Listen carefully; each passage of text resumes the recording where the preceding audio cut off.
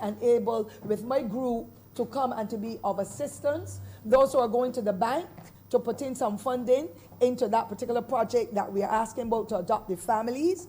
I want to thank all those who call to express themselves, those who offer their services to others to be able to bring an element of peace and comfort and gratification in the hearts of those who are less fortunate, because in every society you will find persons who are impoverished, and it is our duty, those who are better firm and standing on our feet, to be able to reach in and to be able to offer assistance. And so, Mr. Speaker, I wish to lend my wholehearted support to this exercise, and I want to thank those social workers and others who come on board willingly, working beyond human call to be able to help us to achieve this goal of identifying those most vulnerable families and individuals in Barbados who at this time are disadvantaged in an even more serious way as a result of the COVID-19, and I want to encourage them, do not forget them, despite we want to take our distance, and that is critical, and I encourage my senior citizens and others, stay away from others visiting unless they come to hand the package and leave again. We don't want them to be fraternizing with them and so on, because they are the most vulnerable.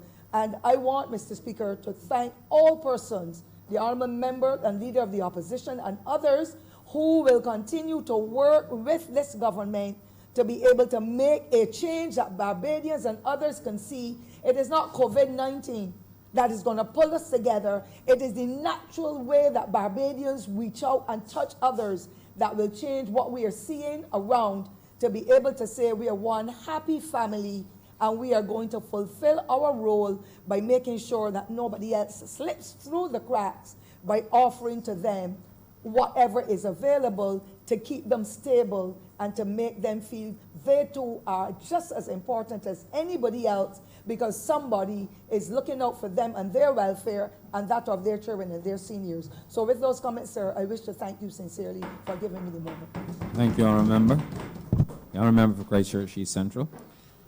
Yes, Mr. Chair, let me thank honourable members for their contributions, because at this critical time it's important that we continue to offer hope to the entire population.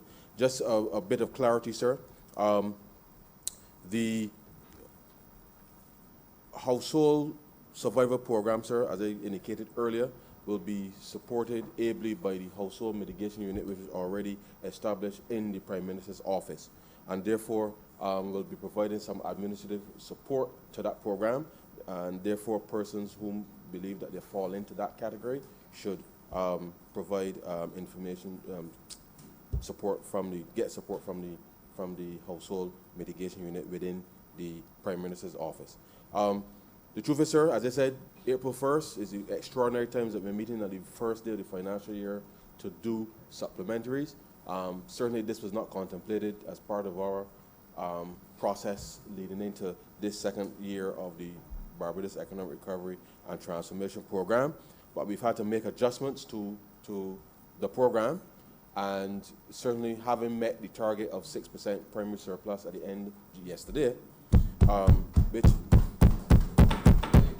yep, despite having to make those extraordinary provisions with respect to the city member for the city of Bridgetown in terms of preparing the various pieces of infrastructure and the votes for critical healthcare equipment, that we still met the 6% primary surplus target.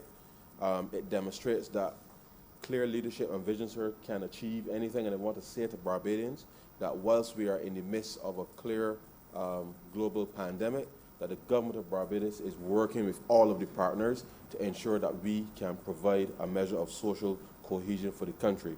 All that is required is for every single Barbadian, sir, to do their part and be responsible for their own actions, because at the end of the day, sir, we are all in this together.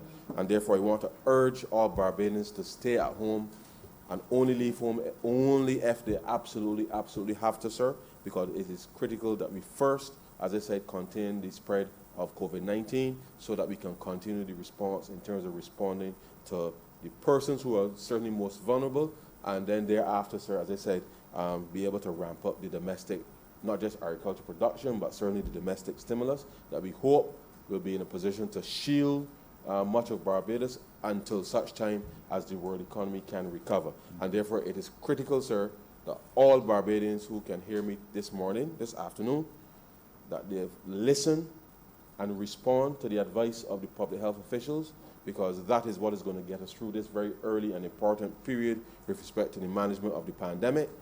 We are putting these monies here this morning to be able to respond to those most vulnerable persons in the community. We are making preparations, sir, to ensure that we anticipate if there are to be any disruptions to the international logistics supply chain, that the government will make the appropriate acquisitions to support the supply of food in this country, as well as keeping an eye on the hurricane season, which is going to be not too far away. And so, sir, with those few words, I beg to move that Head 35 stand part. I beg to second it, sir.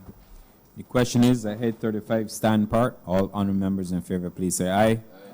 Those against, please say no. I think the ayes have it.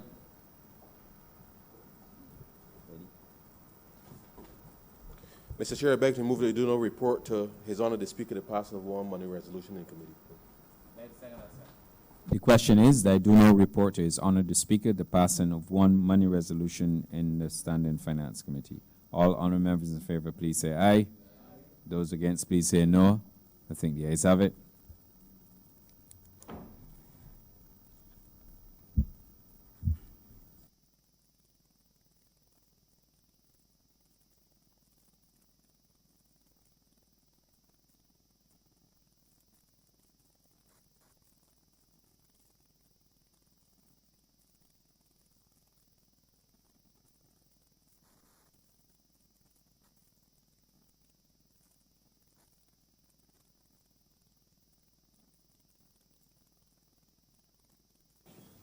The chairman of committees has reported the passing of one money resolution in Standing Finance Committee. Honourable member for Christchurch Central. Mr. Speaker, I beg to move that this resolution be read the first time. The question is that the aforementioned resolution be read a first time. All those honourable members in favour, please say aye. Those against, please say no. Me think the ayes have it. Mr. Speaker, I beg to move that this resolution be read a second time. The question is that the aforementioned resolution be read a second time.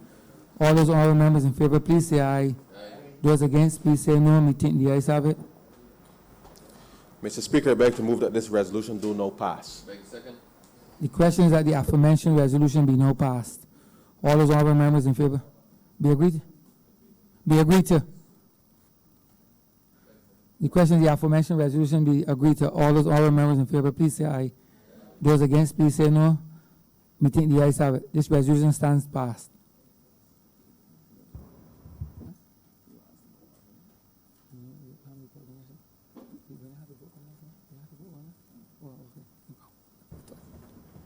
Honourable Leader, Government Business. Thank you, Mr. Speaker. With that, we have come to the end of today's sitting. Mr. Speaker, speaking on adjournment, I would wish to adjourn the chamber on a date to be fixed.